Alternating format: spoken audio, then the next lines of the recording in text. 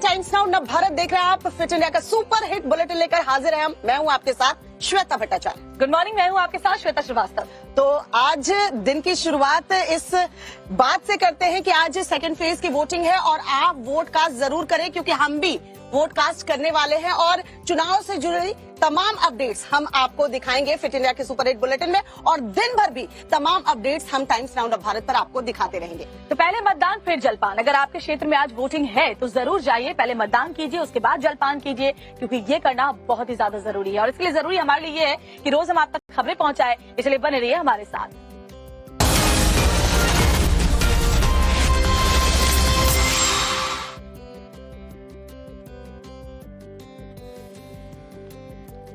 तो आज दूसरे चरण का मतदान है और दूसरे चरण के मतदान में कुल 13 राज्यों और केंद्र शासित प्रदेशों की 88 सीटों पर वोटिंग है, जिसके लिए मतदान केंद्रों पर तैयारियां पूरी हो चुकी हैं। बिल्कुल, आज कितने मतदाता हैं जो वोट कास्ट करने वाले हैं, फर्स्ट टाइम वोटर्स कितने हैं, और आज जिन सीटों पर वोट कास्ट होने हैं उस पर 2019 में किसका दबदबा था, सब कुछ डिटेल रिपोर्ट आपको दिखाते हैं। देखिए जरा।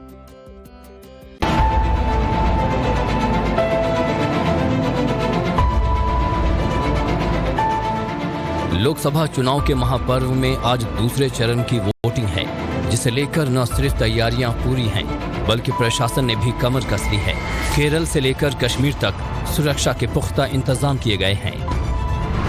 लोकसभा चुनाव के दूसरे चरण में 13 राज्यों की 88 सीटों पर वोट डाले जाएंगे। चुनाव आयोग ने दूसरे चरण में 89 सीटों पर मतदान कराने का ऐलान किया था, लेकिन मध्य प्रदेश के बैतूल लोकसभा सीट से बीएसपी के उम्मीदवार अशोक भल्वी के निधन की वजह से इस सीट पर मतदान स्थगित कर दिया गया है। इसलिए 88 सीटों पर आज वोटिंग है। वोटिंग सुबह 7 बजे से शाम 6 बजे तक होगी। दूसरे चरण की वोटिंग में 15 करोड़ 88 लाख से ज्यादा मतदाता अपने मतदान का इस्तेमाल करेंगे, जिसमें 34 लाख 8 हजार युवा वोटर्स पहली बार अपना वोट डालेंगे। जिन सीटों पर दूसरे चरण की वोटिंग हो रही है, पिछले लोकसभा चुनाव में उन सीटों पर क्या नतीजे रहे वो भी आपको बता देते हैं। 2019 में जिन 89 सीटों पर लोकसभा चुनाव हुए थे, उसमें बीजेपी को 53 सीटें, कांग्रेस को 18 और अन्य के खाते में 18 सीटें गई थीं। पहले चरण में 102 सीटों पर वोट डाले जा चुके हैं और आज 13 राज्यों की 88 सीटों पर वोटिंग है।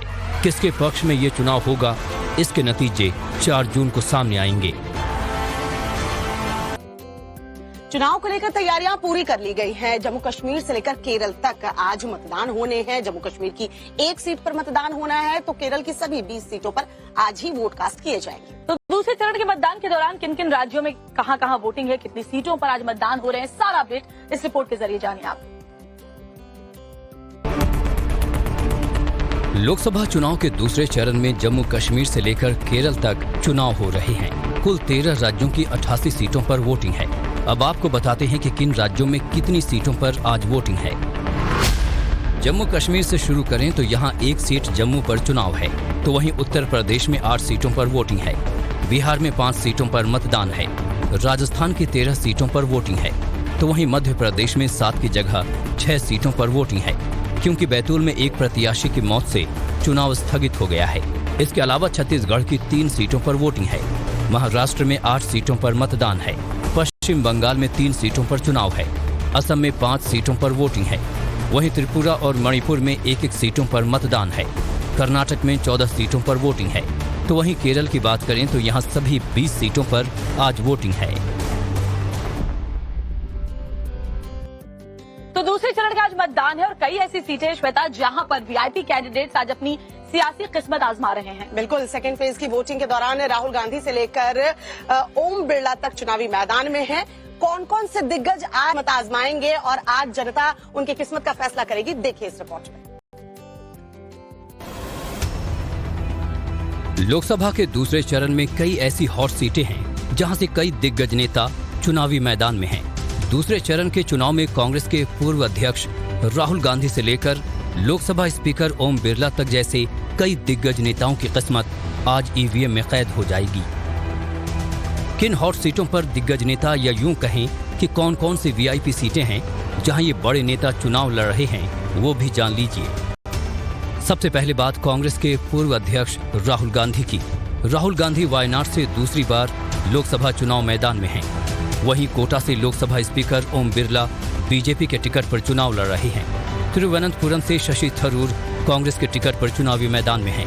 वहीं केंद्रीय मंत्री राजीव चंद्रशेखर शशि थरूर के खिलाफ बीजेपी कैंडिडेट हैं। बेंगलुरु के दक्षिण से बीजेपी के तेजस्वी सूर्या चुनाव लड़ रहे हैं।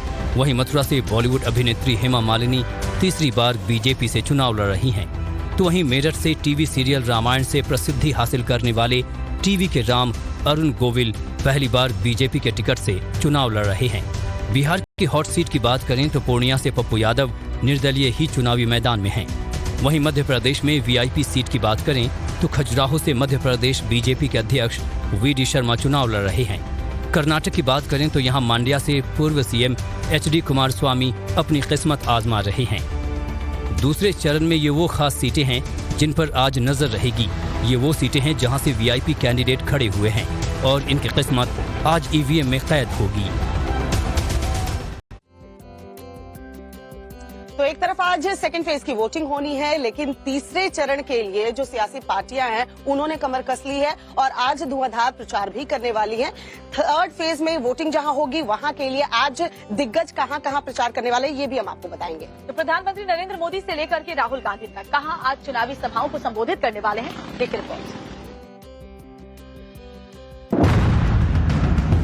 एक तरफ दूसरे चरण की वोटिंग है तो वहीं तीसरे चरण के लिए सियासी पार्टियों ने चुनाव प्रचार में धुआंधार तरीके से जुट गई हैं। बात बीजेपी की करें तो पीएम मोदी की 3 राज्यों में चुनावी दौरा है। पीएम मोदी आज बंगाल, बिहार और यूपी में चुनावी दौरे पर रहेंगे। सुबह 10:45 पर मालदा में पीएम की जनसभा है। फिर दोपहर 12:45 पर अररिया में जनसभा है। इसके बाद 2:45 पर मुंगेर में रैली करेंगे। तो वहीं शाम 6:30 बजे यूपी के बरेली में रोड शो करेंगे। वहीं गृह मंत्री अमित शाह का भी तूफानी चुनावी दौरा है। अमित शाह का आज एमपी और छत्तीसगढ़ में चुनावी दौरा है। सुबह 11 बजे एमपी के गुना में जनसभा करेंगे। फिर दोपहर 1 बजे एमपी के राजगढ़ में रैली को संबोधित करेंगे। इसके बाद शाम 4 बजे छत्तीसगढ़ के बेमतरा में चुनावी रैली करेंगे। वहीं इंडी गठबंधन भी तीसरे चरण के चुनाव प्रचार में जुट गया है। कांग्रेस की तरफ से कमान संभाले राहुल गांधी का भी आज चुनावी दौरा है। राहुल गांधी आज कर्नाटक में चुनावी रैली करेंगे, जहां वो कर्नाटक के बीजापुर में चुनावी जनसभा को संबोधित करेंगे। बुलेटिन देख रहे हैं आप। बड़ी खबर जो आ रही है वो आपको बता दें, दूसरे चरण के मतदान के लिए मतदान जो है वो हो रहा है। लोकसभा चुनाव के दूसरे चरण के लिए वोटिंग जारी है। 13 राज्य केंद्र शासित प्रदेशों के 28 सीटों के लिए मतदान जारी है। 88 सीटों के लिए मतदान इस वक्त शुरू हो चुका है और जारी है अलग अलग मतदान केंद्रों पर। तो बड़ी खबर आपको बता रहे हैं और साथ ही प्रधानमंत्री नरेंद्र मोदी ने वोटर्स से अपील भी की है कि आप ज्यादा से ज्यादा संख्या में बाहर निकलें और जाकर अपने मताधिकार का इस्तेमाल करें। तो देखिए दूसरे चरण का आज मतदान है और ऐसे में 13 राज्यों और केंद्र शासित प्रदेशों की 88 सीटों पर आज वोटिंग जारी है। आपका वोट ही आपकी आवाज है। प्रधानमंत्री नरेंद्र मोदी ने कहा है जितना अधिक मतदान होगा उतना मजबूत लोकतंत्र होगा। तो हम भी यही अपील आपसे कर रहे हैं। सुबह से हमने भी यही कहा कि पहले मतदान फिर जलपान, यानी आप अपने मताधिकार का प्रयोग जरूर करें। ये 88 सीट, अगर आप यहाँ के वोटर्स हैं तो जाएं और अपने मताधिकार का प्रयोग करें। तो बड़ी खबर आपको बता रहे हैं, लोकसभा चुनाव के दूसरे चरण के लिए वोटिंग जारी है। अलग अलग मतदान केंद्रों पर वोटर्स की जो कतार है वो लगनी शुरू हो चुकी है। आज अच्छा खासा उत्साह नजर आ रहा है मतदाताओं में और इसलिए आप भी पीछे मत रहिए। अगर आपके इलाके में वोटिंग है तो जरूर जाइए। प्रधानमंत्री नरेंद्र मोदी ने भी एक बार फिर से अपील की है देश की जनता से कि बड़ी से बड़ी संख्या में जाएं और जाकर अपने मताधिकार का इस्तेमाल कीजिए।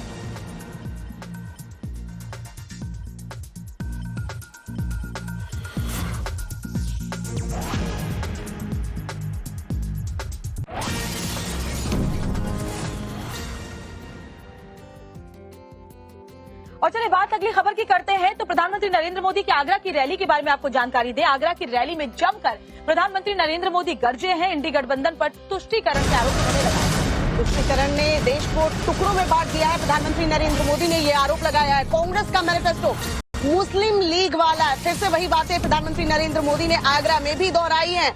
इंडी गठबंधन को आड़े हाथों लेते हुए कहा है तुष्टीकरण की राजनीति करती है इंडी गठबंधन। तो बड़ी खबर आपको बता रहे हैं, आगरा की रैली में प्रधानमंत्री नरेंद्र मोदी ने जमकर इंडी गठबंधन पर हमला बोला है और तुष्टीकरण की राजनीति करने का आरोप उन्होंने इंडी गठबंधन पर लगाया और कहा कि तुष्टीकरण ने देश को टुकड़ों में बांटा है। कांग्रेस का जो मैनिफेस्टो है वो मुस्लिम लीग वाला है।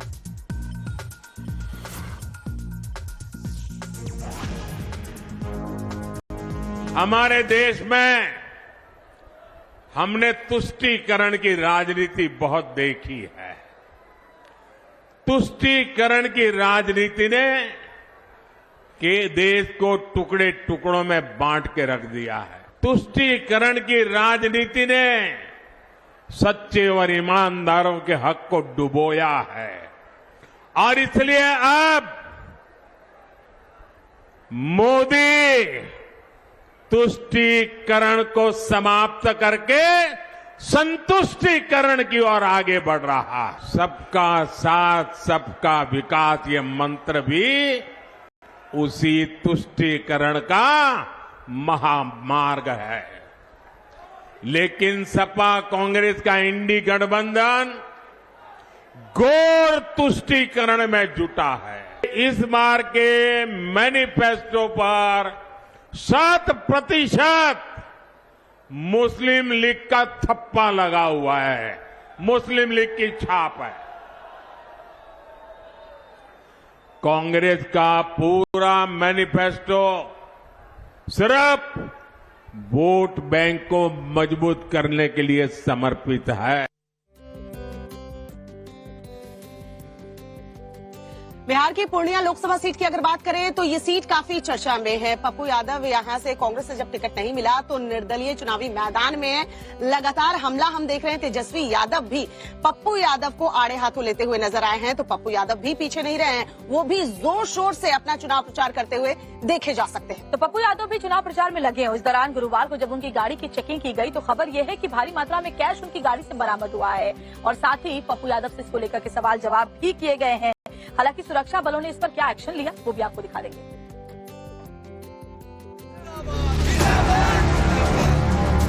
पूर्णिया से निर्दलीय उम्मीदवार पप्पू यादव सवालों के घेरे में हैं। प्रचार के दौरान उन पर आचार संहिता के उल्लंघन का आरोप लगा है। पुलिस और सुरक्षा बलों ने जब उनके काफिले को रोका तो तलाशी के दौरान कैश बरामद किया गया। आरोप है कि काफिले में जो गाड़ियां चल रही थीं, उनके प्रशासन से इजाजत नहीं ली गई थी। कटिहार के एसडीपीओ के मुताबिक उन्हें सूचना मिली थी कि निर्दलीय प्रत्याशी पप्पू यादव चुनाव प्रचार के दौरान पैसे बांट रहे हैं।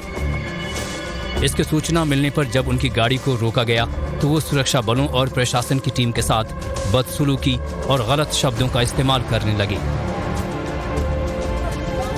वहीं पप्पू यादव के मुताबिक डीएसपी अभिजीत सिंह ने तलाशी के नाम पर उनके साथ बदसलूकी की है, जिसके बाद पप्पू यादव और उनके समर्थक धरने पर बैठ गए और नारेबाजी करने लगी। और मेल करते इसकी जब पोस्टिंग भी थी तो मैं जानता था कि मेरे खिलाफ इनकी पोस्टिंग यहाँ हुई है और एक अच्छे डीएसपी को हटा था और इसमें एमएलसी की भूमिका थी। इसकी पोस्टिंग में पर्चा नहीं ना बांट रहे थे, पैसे नहीं ना बांट रहे थे। यहाँ आते ही अभिजीत सिंह मेरे साथ बदतमीजी की, तुम तलाक किया, सारी चीजें की। फिलहाल पूर्णिया सीट पर आज वोटिंग हो रही है। यहाँ आरजेडी से बीमा भारती मैदान में है तो एनडीए की तरफ से संतोष कुशवाहा ताल ठोक रहे हैं। इस सीट से बाजी कौन मारेगा ये तो 4 जून को ही पता लगेगा।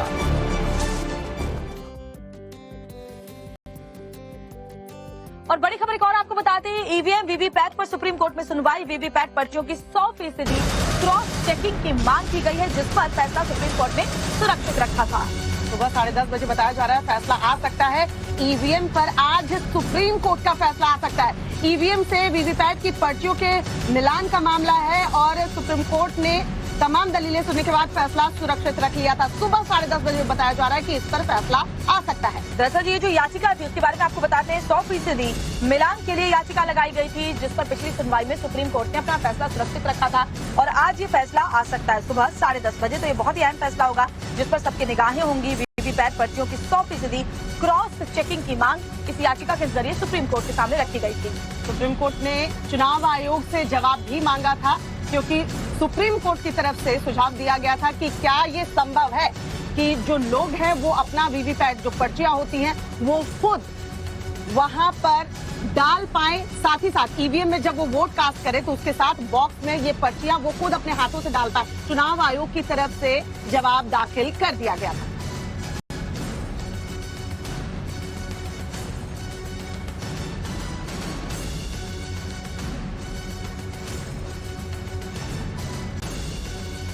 अगली खबर पंजाब के अमृतसर से है, जहां आग का तांडव देखने को मिला है। किसानों की फसल बर्बाद हुई है। तो किसान की 20 एकड़ फसल आग में जलकर खराब हो गई, जिसके बाद किसान परेशान है और मुआवजे की मांग कर रहे हैं। कैसे ही आग लगी, देख रिपोर्ट।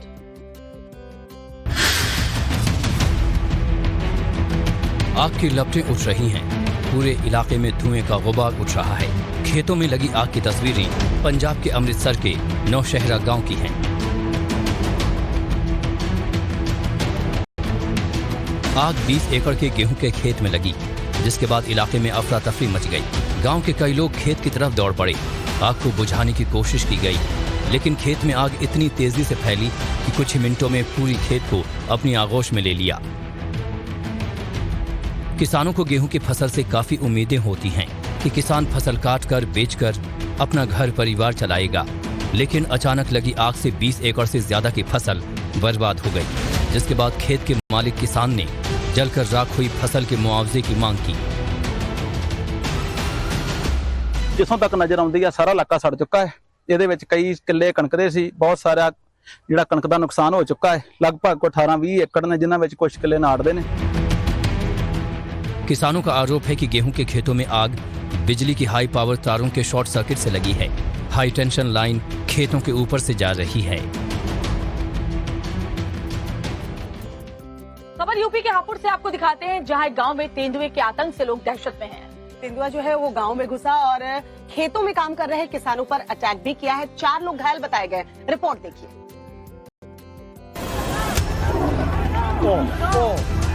खेतों में एक तेंदुआ किसी शख्स पर हमला करता दिख रहा है। जैसे ही तेंदुआ खेत में खड़े शख्स के पास पहुंचता है, वो शख्स बहुत तेज चीखता है।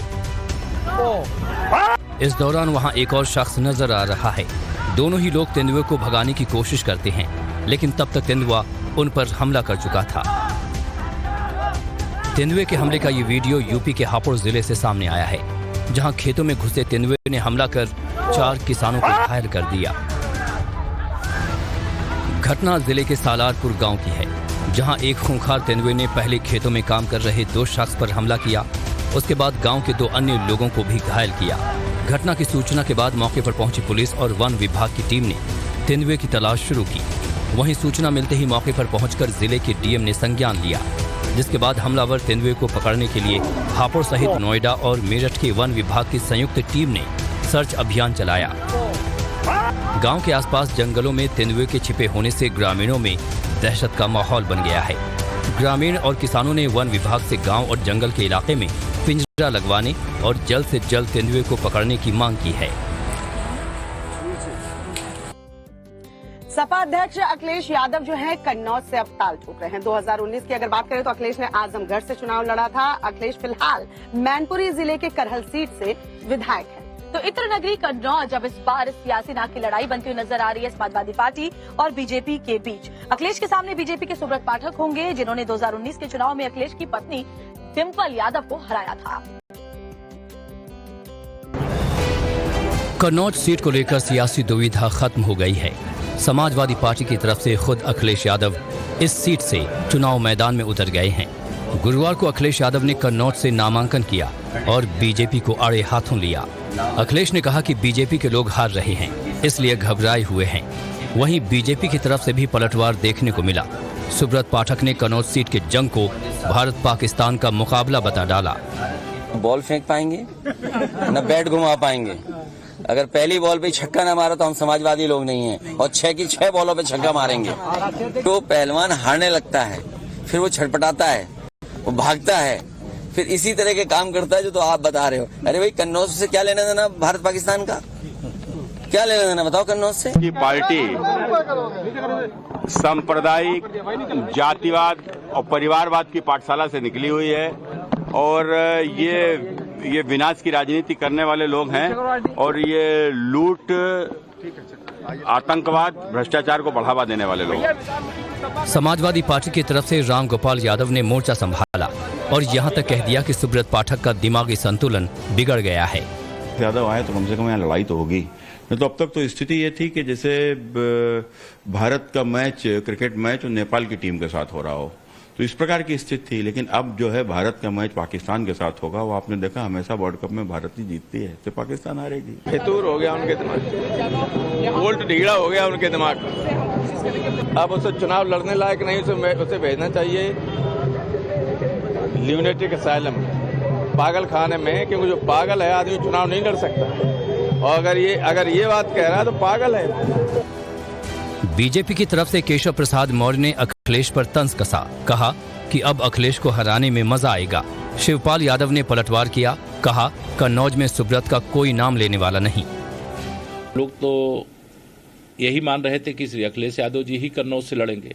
अब जरा चुनाव में मजा आएगा, अब कमल खिलाने में मजा आएगा, भाजपा को जिताने में मजा आएगा और श्री अखिलेश यादव जी को हराने में मजा आएगा। ये अखिलेश यादव वहाँ से कई बार जीते, डिम्पल भी कई बार जीत चुकी है और फिर अखिलेश यादव जीतेंगे। और देखिए इनका तो वहाँ कोई नाम भी नहीं ले रहा है सुब्रत पाठक का। कन्नौज लोकसभा सीट पर कुल 18 लाख मतदाता हैं। इस सीट पर मुस्लिम और यादव समीकरण काफी मजबूत है, जो जीत में अहम भूमिका निभाता है। कन्नौज में 2.5 लाख मुस्लिम और लगभग इतनी ही संख्या में यादव वोटर्स हैं। इनके अलावा 2.5 लाख दलित, 10% राजपूत और 15% ब्राह्मण मतदाता हैं।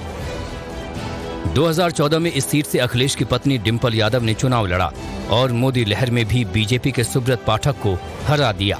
लेकिन 2019 में बाजी पलट गई और बीजेपी के सुब्रत पाठक ने कन्नौज से जीत दर्ज कर डिम्पल यादव से हार का बदला ले लिया। इस बार फिर से बीजेपी ने सुब्रत पाठक को उतारा है और अब अखिलेश ने कन्नौज से नामांकन भर के मुकाबले को रोमांचक बना दिया है। देखिए सियासत क्या क्या न करवाती हो, क्योंकि राम मंदिर से दूरी बनाने वाली कांग्रेस अब देखिए कैसे फिर से प्रभु श्री राम के ही शरण में जाने को तैयार है। बिल्कुल, कन्नौज से सपा अध्यक्ष अखिलेश यादव के पर्चा भरने के बाद कांग्रेस जो है वो अब अमेठी और रायबरेली से बड़ा चुनावी दाव लगाने की तैयारी में। ये कौन सा बड़ा दाव है, दिखाते हैं आपको।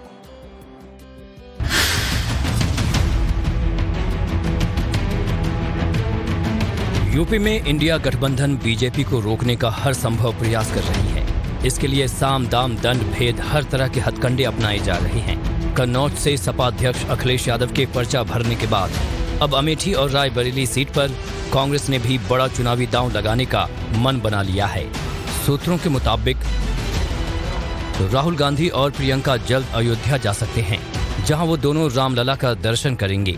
माना तो यही जा रहा है कि भगवान राम के दर्शन के बाद कांग्रेस राहुल गांधी को अमेठी और प्रियंका गांधी को रायबरेली से चुनाव लड़ाने का ऐलान कर सकती है। राहुल गांधी के अमेठी से चुनाव लड़ने की अटकलों के बीच केंद्रीय मंत्री स्मृति ईरानी ने कांग्रेस नेता राहुल गांधी पर जोरदार तंज कसा है। 26 तारीख के बाद और पत्रकार कह रहे हैं कि पहले राम मंदिर जाएंगे। हम कहे देखो प्रभु की लीला, ये वही राहुल गांधी प्रियंका वाड्रा हैं जिनके परिवार ने देश के न्यायालय में ये दस्तावेज दे दिया कि भगवान राम का कोई अस्तित्व नहीं। और आज जब उत्तर प्रदेश में चुनाव लड़ने की बारी आई है तो हमारे आराध्य याद आए हैं। स्मृति ईरानी यही नहीं रुकी। राहुल पर हमला करने के बाद केंद्रीय मंत्री स्मृति ईरानी ने टीएमसी पर भी हमला बोला और संदेश खाली में टीएमसी नेताओं पर हिंदू महिलाओं से बलात्कार करने के आरोप लगाए। तो वहीं दूसरी ओर स्मृति ईरानी के हमलों का जवाब यूपी कांग्रेस अध्यक्ष अजय राय ने दिया है। स्मृति ईरानी चुनाव हार रही हैं, बौखलाहट है, राहुल जी का नाम खाली चर्चा में आ गया, हवा खराब हो गई, तो निश्चित तौर से स्मृति ईरानी परेशान हो चुकी हैं, उनको लोग कहीं नहीं मिल रहे। अब अमेठी की चीजों को समझ चुकी हैं कि अमेठी की जनता झूठे लोगों को नहीं पसंद करती। अमेठी की जनता हमेशा सच्चे, ईमानदार, कर्मठी लोगों को, जो काम करने वाले लोग हैं, उनको पसंद करती है। संकेत ऐसे मिल रहे हैं कि कांग्रेस यूपी में अपने गांधी परिवार के गढ़ को छोड़ने के इरादे में नहीं है। मतलब साफ है, अगर राहुल अमेठी से चुनाव लड़े तो मुकाबला बेहद दिलचस्प होगा।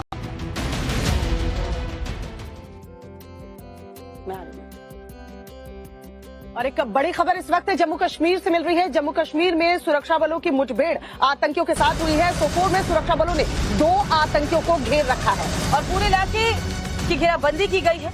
इस वक्त भी ऑपरेशन जारी है। तो बड़ी खबर आपको बता रहे हैं जम्मू कश्मीर के बांदीपोरा से इस वक्त मिल रही है, जहां सेना, पुलिस और सीआरपीएफ का ये जॉइंट ऑपरेशन है। लश्कर के 2 आतंकियों के छिपे होने की खबर है। सोपोर और बांदीपोरा में एनकाउंटर हुआ है। सेना, पुलिस और सीआरपीएफ का ये जॉइंट ऑपरेशन है। लश्कर के 2 आतंकियों के छिपे होने की खबर मिली है, जिसके बाद अब बताया ये जा रहा है कि 2 आतंकियों को सुरक्षा बलों के जवान ने घेर रखा है और फिलहाल मुठभेड़ जारी है।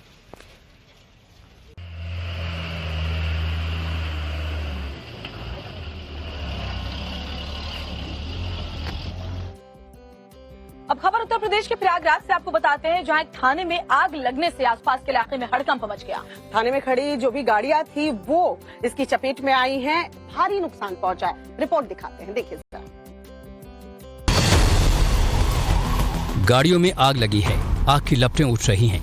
आग की वजह से धुएं का गुबार उठ रहा है। खड़ी गाड़ियों में लगी आग की तस्वीरें प्रयागराज के खुलदाबाद थाना परिसर की हैं। थाना परिसर में खड़ी गाड़ियों में अचानक आग लगने से हड़कंप मच गया, अफरा तफरी मच गई। आग थाने में खड़े उन वाहनों में लगी जिन्हें पुलिस ने सीज किया था और लावारिस मिले थे। ऐसे में घटना के बाद आग की लपटें और धुएं से थाना परिसर में बनी पुलिस कॉलोनी में रहने वाले लोग दहशत में आ गए। आनन फानन में थाने में मौजूद पुलिसकर्मियों ने आग पर काबू करने की कोशिश की, लेकिन आग इतनी तेजी से फैली कि 16 वाहनों को अपनी चपेट में ले लिया। कई घंटों की कोशिशों के बाद कहीं जाकर फायर फाइटर्स की टीम ने आग पर काबू पाया। हालांकि आग लगने के कारणों का पता नहीं लग सका है, लेकिन इस हादसे में गाड़ियों के जलने से प्रशासन को काफी नुकसान हुआ है। हरियाणा के करनाल